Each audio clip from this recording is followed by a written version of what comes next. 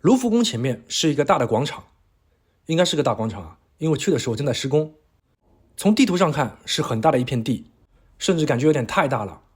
之前说过，巴黎这条历史轴线跟卢浮宫的建筑轴线有一个夹角，似乎在这里中间应该要有点什么。没错，原先在这里还有一个宫殿，正好在这个轴线中间，这就是杜勒利宫。从亨利四世到拿破仑三世，很多法国的皇帝在巴黎的住所就在这里，但是现在就只是一个大的花园。那这里究竟发生了什么？今天咱们就来聊一聊。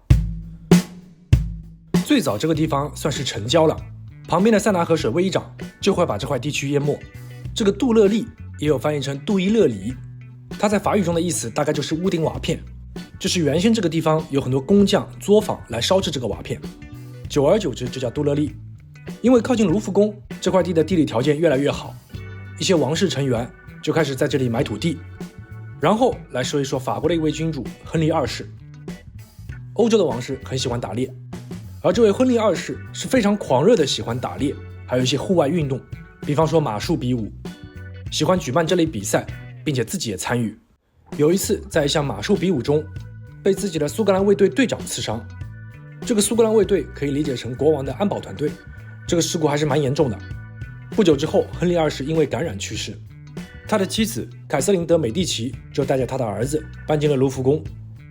但是这位凯瑟琳她并不喜欢卢浮宫，想自己造一个新的住所，再来一个大的花园，最好就在卢浮宫旁边。于是他就卖掉了原先和亨利二世一起居住的图内勒酒店。这个酒店现在已经拆除了，它原先一直是属于法国国王，虽然他们实际在这个酒店住的时间很少。后来凯瑟琳就在卢浮宫旁边买了几块地，用来建造新的住所。但是当时的时代背景在16世纪有很多宗教冲突，这个工程也是休休停停，也没什么实质进展。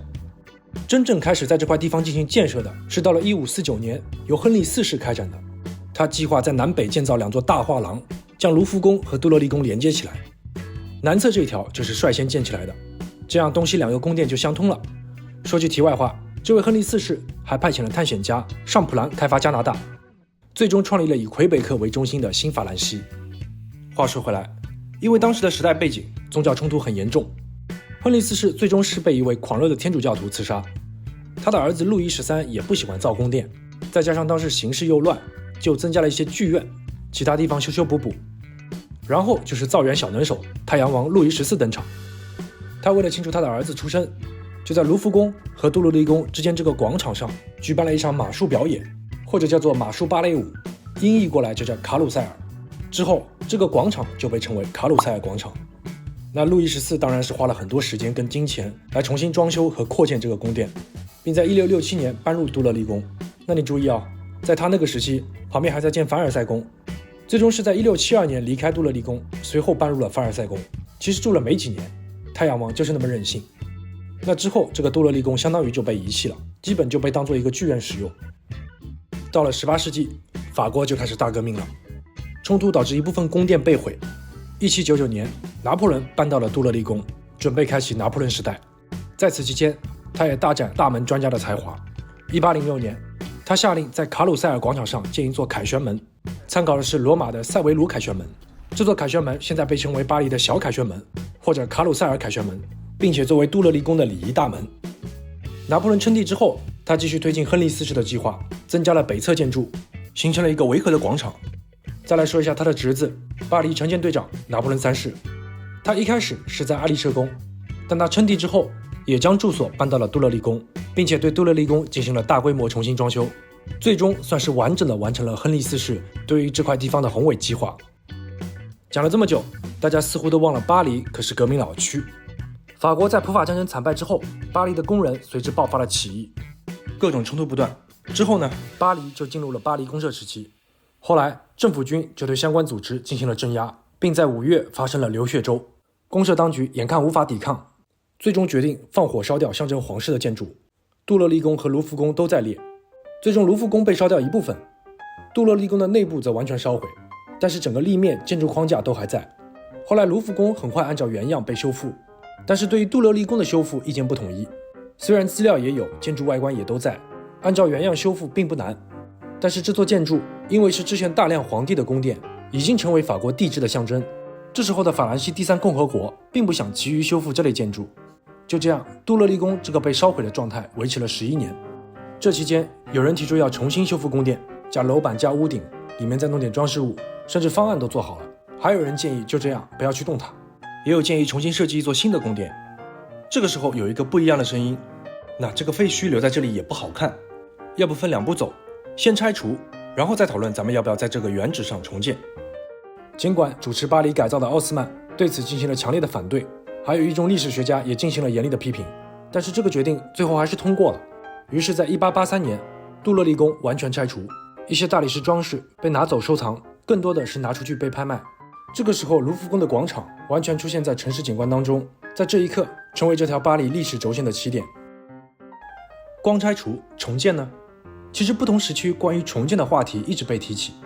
因为原先打仗多，杜勒利宫很多的家具还有画作基本都被比较好的保存了起来，重建从技术上来说没有太大的难度。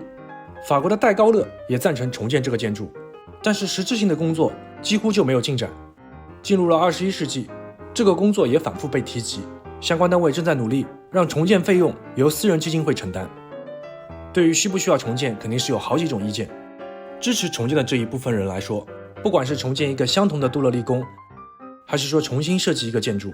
一定要建一个，这样这条城市轴线才完整，轴线上所有重要的节点缺一不可，不然这条轴线就没有意义了。你说是造个假古董，那你看旁边的德国人不也重新造了一个柏林宫吗？而反对重建的人，他们认为这条城市轴线的意义重点在于是法国的文化遗产，如果重新再建一个，也不可能会有原来的历史感，而且这个宫殿还是帝制的代表。巴黎市还有卢浮宫博物馆也是持反对意见。应该说这个场地现在看起来确实很空，在这样一个位置上，要不要建一个宫殿，估计在很长时间都会成为人们讨论的一个话题。不管是作为对如何面对历史的思考，还是作为茶余饭后扯闲篇的素材。关于要不要重建，咱们作为观众茶余饭后可以聊一聊，畅所欲言一下，不知道你的想法是什么。我个人还是会站在不应该重建，或者说不应该用原貌去重建的那一方。怎么听起来好像和稀泥一样，两种思路结合了一下？为什么呢？因为之前参观过柏林宫之后，整体的感觉好像也就还好吧。如果巴黎再造一个，先不说建筑，这个场地封闭起来，放到现在来说，广场的效果不一定会好。再从大一点的城市角度，一个建筑一旦成为历史建筑，那就不仅仅是看场地功能这些内容了，还有城市历史、故事。建筑的存在或者消失都是一种意义，那么对于巴黎或者法国来说，就看哪个意义更大了。当然这还是让法国人民来做决定吧。好了，以上就是本期视频的全部内容，下期再见。